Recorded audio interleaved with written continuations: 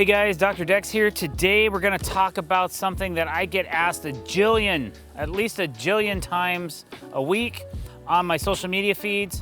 What kind of wood is that? And we use a product called pressure treated lumber, but it has all these pock marks in it. Incisions is what they're called. And we're gonna talk about pressure treated lumber today, what that is, why they do that, and in this specific species of lumber. So if you like this video today, don't forget to click the subscribe button. We're trying to get to 100K subscribers on our channel, so we appreciate those that come and watch and enjoy these videos, or maybe you don't enjoy them. Still click that subscribe button and hit that bell icon to be notified when we're putting out new content. Okay, so I know we've talked about this stuff in the past, and you guys see us working with it all the time, and we get this question asked so often. So where I'm from in the Pacific Northwest, I live in Washington State, this is what's available to me for framing purposes. This is called pressure treated hemlock. And there's two ways they pressure treat it.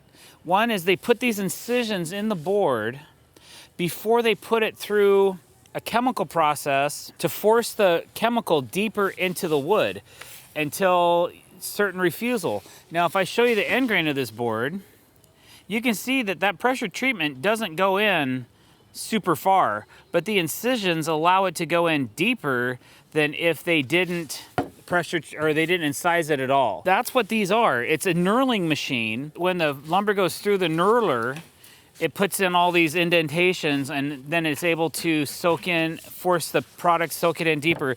Usually, what they call it pressure treated is because they're treating the board under pressure.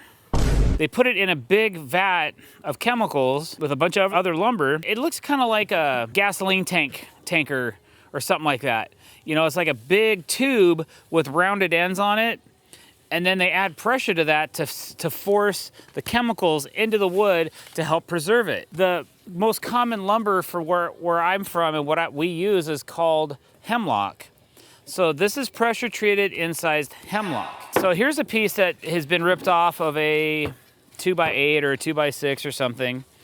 And you can kind of see the consistency. It's like the first 1/4 inch might get the treatment, and then the core of the material is still kind of just hemlock raw. There's no other treatment to it. So we also use a lot of end grain preservative on all of our cuts, because if we don't, then that will, one, void the warranty of the pressure treated hemlock, and two, it just makes it decay faster if you don't do it, because bugs like this core. They like to eat that, and also just as far as keeping it sealed and treated, it's better to seal this up and get something in it before we install it. So we use a product called Q-Tech Extreme to do that. There's also plenty of end coat preservatives at your local home hardware store that you can just run up and ask the paint department, hey, I need some end grain solution or end cut treatment for my lumber. Where do you have that?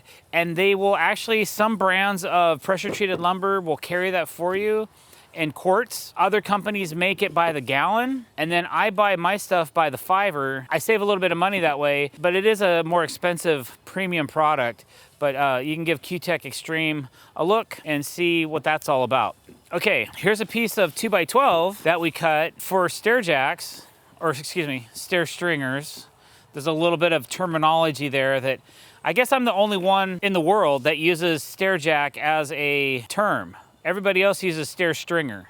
I like the way jack sounds better though, so we're just gonna use stair jack. I think what I was told once was stair stringer is an individual part and a stair jack is a set. Anybody else out there have any comments? Comment below and let me know what you think about stringer / jack. When I say stair jack, and I'm even at a conference with a bunch of other deck builders, everybody looks at me like I'm nuts. Except maybe that one crazy guy in the corner goes, I know what you're talking about, but he doesn't. So again, you can kind of see, you know, basically on this one, it got some good penetration over here, but on this side, it really didn't go in super deep. So it's really important that you soak these end cuts in some kind of a end grain solution / preservative to absorb into these to keep them for longevity, to make them last as long as you possibly can. There's a few different brands of pressure treated hemlock. There's other companies that make it. Some are orangish in color, some are reddish in color. So here's an orange, kind of an orangish brown color. And then like this piece right here on this fence is more of a reddish color. So they're making it different ways. So there's also different saturations of treatment that you can purchase through different lumber yards. There's one that's standard treated. There's one that's direct ground contact, which I still personally would never really bury too much of a treated lumber in dirt without some kind of protective barrier around it, like G-tape or something. I've just seen too many, like all these fence posts, they're just buried in the ground.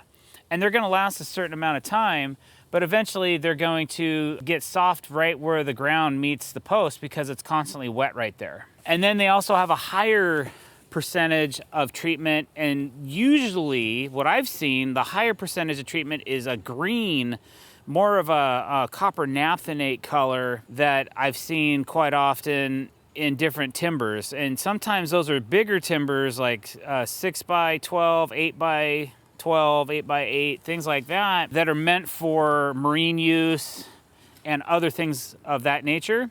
Or if you need a heavier treatment for some reason. So you can get that lumber with that higher chemical treatment in it that will last you longer, or maybe you have a project that's calling out or you have an architect speccing it.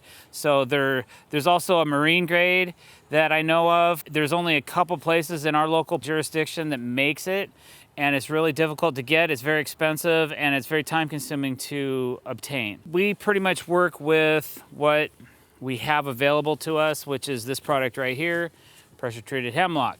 All right, guys, I hope that clarifies something for you as far as what this is and why. I know everybody on the East Coast, they use a lot of pressure treated pine, southern yellow pine, that kind of thing. And they don't have access to this type of lumber. They just really are curious about it. And it's just interesting to see different parts of the country, what's available to them in their sector. So for us, this is it. This is what we use. I've used this for over 30 years. As alternative framing products come out, we will definitely review them on our page and share them with you. But basically, that's what this product is. Thanks for watching, guys. I really appreciate it. Don't forget to hit that subscribe button. Hit the bell icon to be notified when we're putting out new content. Don't forget to like this video. Leave a comment below. Let me know what you think of this product. All right, guys, have a great day.